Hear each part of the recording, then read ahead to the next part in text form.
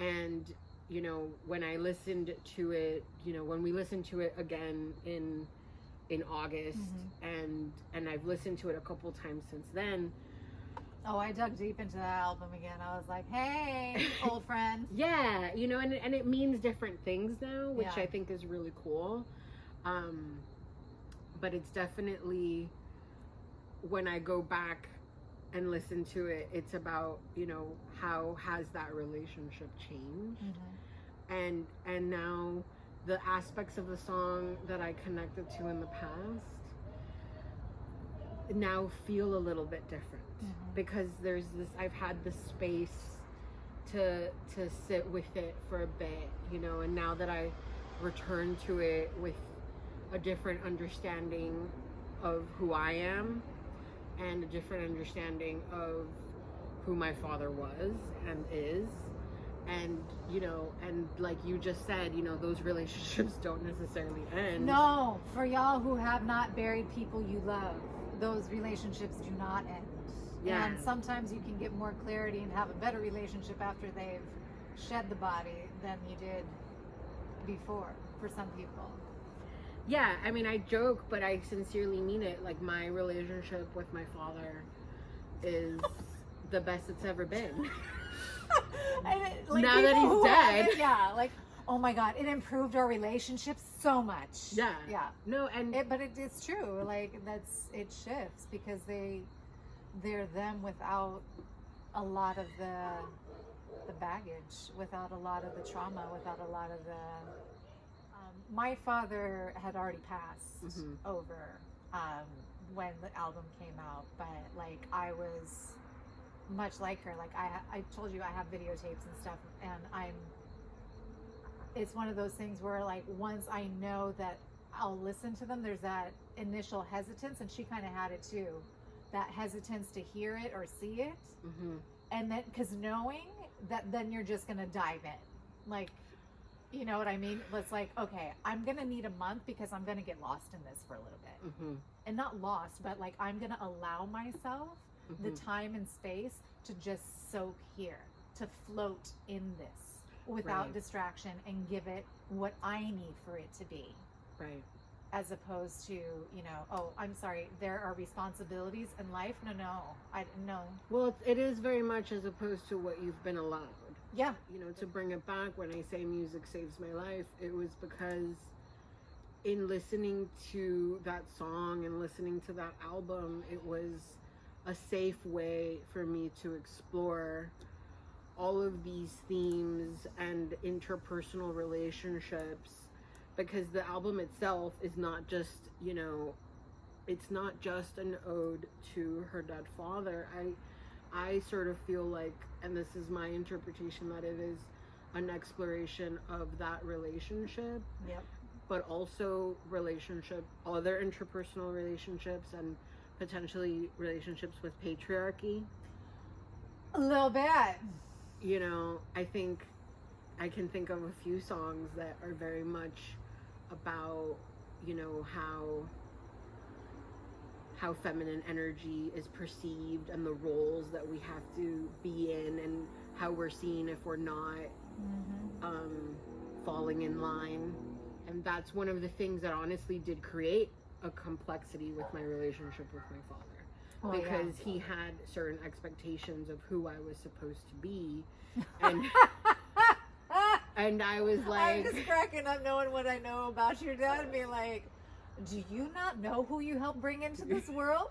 Yeah, right. You can take it at face value, but, you know, like, see what you get out of it. But for me, you know, I didn't have the life experience that I have now, and or the emotional intelligence, but I connected to it. Like, I knew that there was stuff that was being explored there that I didn't have the language for. Yeah. And to me, that's the power of music. Yeah. So so this friend was right. That album was me, right? Yeah. And it was the me of that moment. It was the me that I was going to become. It is still very much an aspect of who I am. And so every time that I come back to it, it's still very true, and that's what makes it so intimate. That's what makes it so personal, and that's one of the reasons that I love it. Yeah. Death is very personal, right? I mean, it doesn't, you know, get more it personal. doesn't get much more personal than that. But yeah, and being able to, because the album goes through a pretty wide range of emotions. But if you haven't had that crying from grief where you're just like absolutely bereft,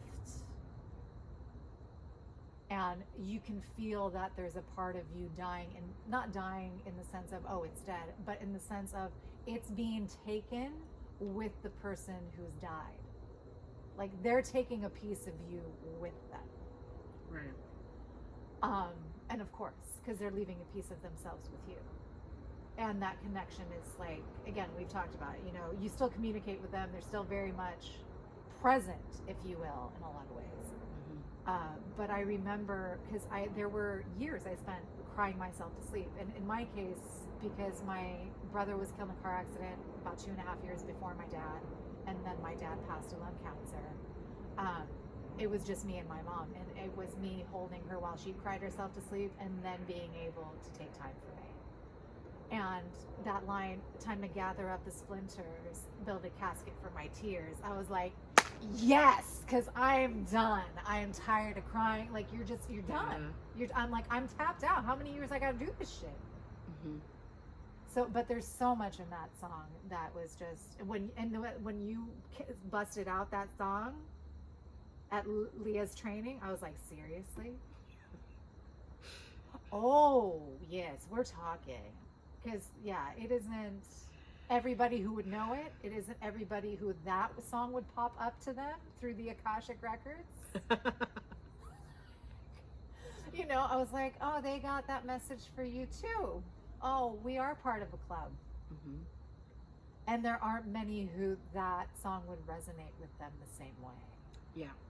So, yeah, I knew our connection was deep, and it doesn't get deeper than death. I knew our connection was deep before we even really started talking. Yeah. Well, I think that... Sorry. No, I love that. I think that... So that's why I came at you like a big old Great Dane, like, here.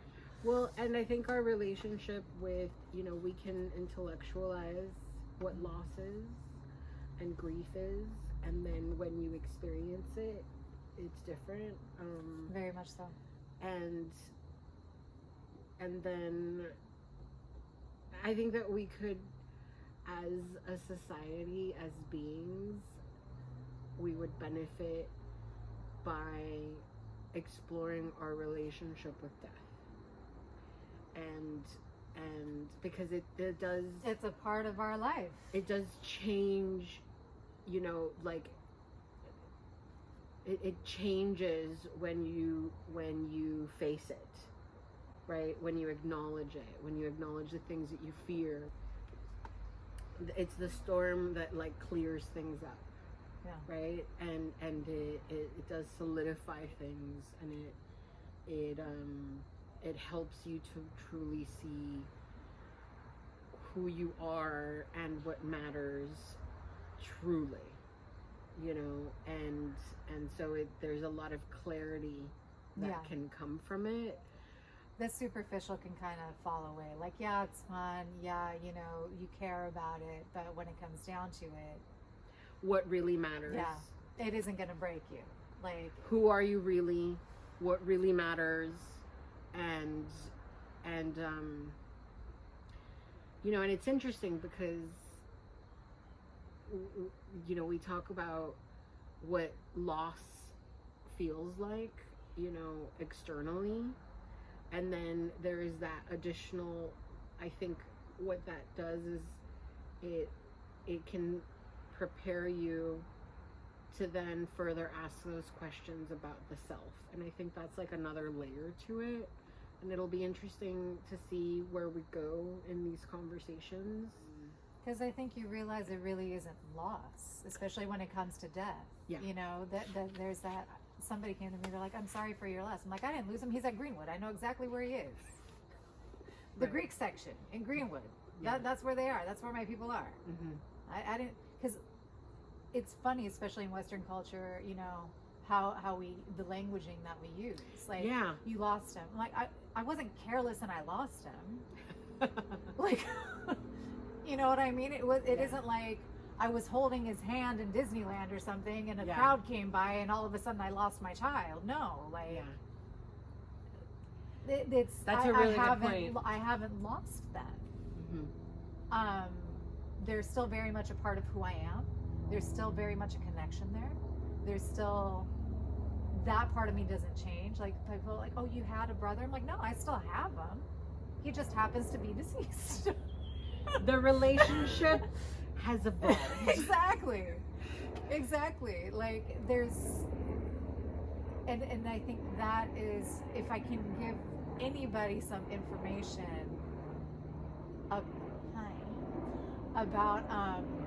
about that, it's like, you don't lose your people. They're still yours. The parts of you that were from them or because of them or connected to them, that doesn't go anywhere. The connection doesn't go anywhere, but it does change. And in that same vein, if we accept that, that is why it's important to acknowledge it and not run away from it. Totally, because it is incredibly painful. That is not to minimize the 3D separation that happens. The not being able to, like, hold them and hug them, because I have felt sensation, like I have felt embrace after they have passed, but I'm not going to say it's the same thing of being able to feel their arms, like, materially and feel that. Yeah.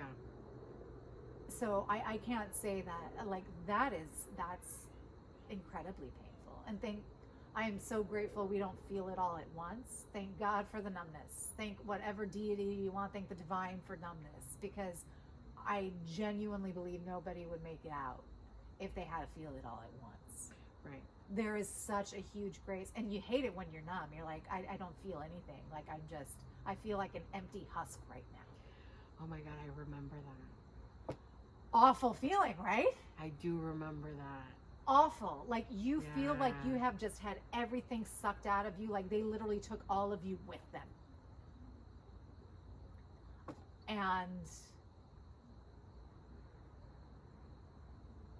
And that sucks. So that isn't to minimize the pain. That isn't to minimize the separation. That isn't to minimize the, like, yeah, they're still here, but it's very different. And so it becomes more and more with time.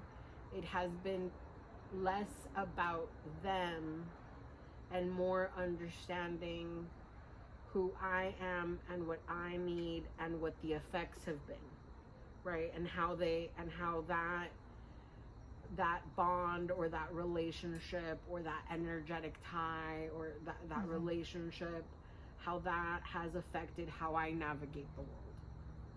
You know, and I think, because that's where it ultimately comes from. Like, the other person can't necessarily give that to you. right. Like, it really needs to be, and you need to be okay with how things are. What can you give yourself here? Because you aren't necessarily going to get what you need from the person you need it from. Yeah. So I picked out the verses that sort of I felt meant a lot to me that would very likely mean a lot to you. And then in our conversation, you mentioned it. And so the one that you said is, come here, no, I won't say please. One more look at the ghost before I'm going to make it leave. Come here, I've got the pieces here. Time to gather up the splinters, build a casket for my tears. Yep. I mean, I don't even know what to say about that. And her voice in it, like, it isn't love and light, y'all. You guys can say goodbye to that whole, oh, love and light. No. It's very clear, and I wouldn't say demanding or forceful, but it is very much taking a stance. Like, her voice, come here. It's a command. Yeah. It's commanding. It's very like, this is where I am. It's very truthful. Yeah. I feel it's very raw.